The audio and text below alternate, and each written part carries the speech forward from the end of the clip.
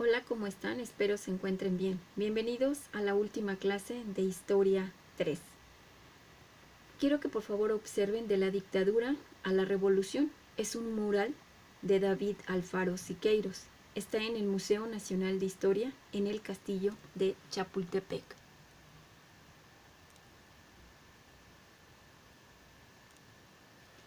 Tema: Transformaciones de la Revolución de 1917 a 1940.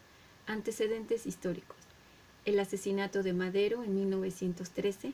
El constitucionalismo se dividió en dos fracciones, encabezadas por Venustiano Carranza y Álvaro Obregón.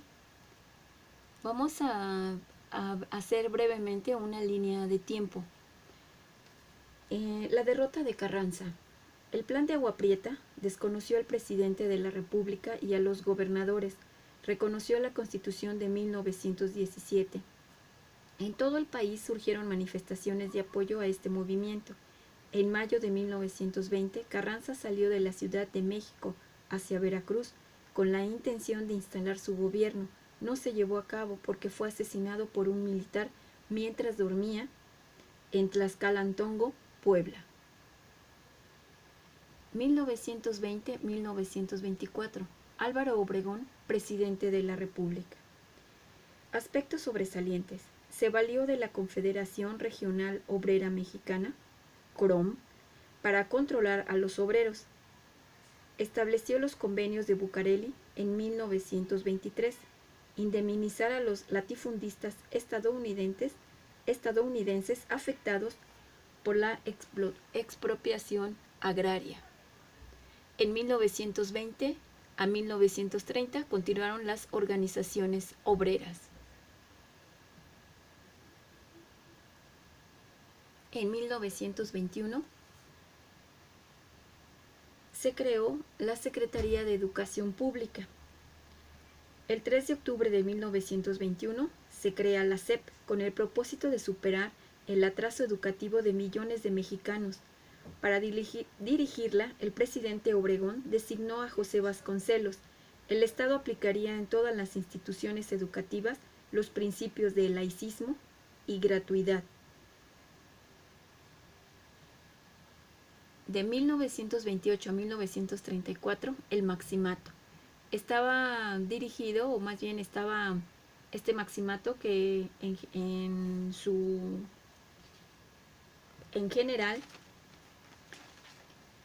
estaba representado por tres presidentes: Emilio Portes Gil, Pascual Ortiz Rubio y Abelardo N. Rodríguez.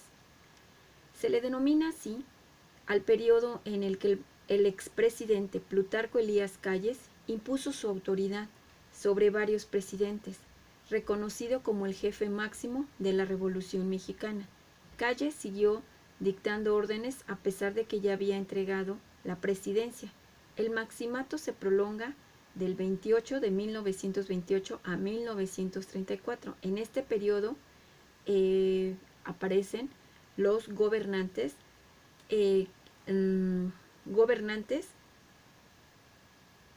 los tres gobernantes. Y aquí cabe mencionar que le decían a estos presidentes los títeres, porque debajo del agua Plutarco Elías Calles seguía manejando como a él le convenían en estas situaciones. En 1934, Lázaro Cárdenas, presidente constitucional. A partir de aquí va a iniciar el sexenio. Bueno, durante su campaña, Lázaro Cárdenas recorrió todo el país. Los aspectos destacados de su plan sexenal es el programa agrario, el programa industrial, el programa sindical y el programa educativo.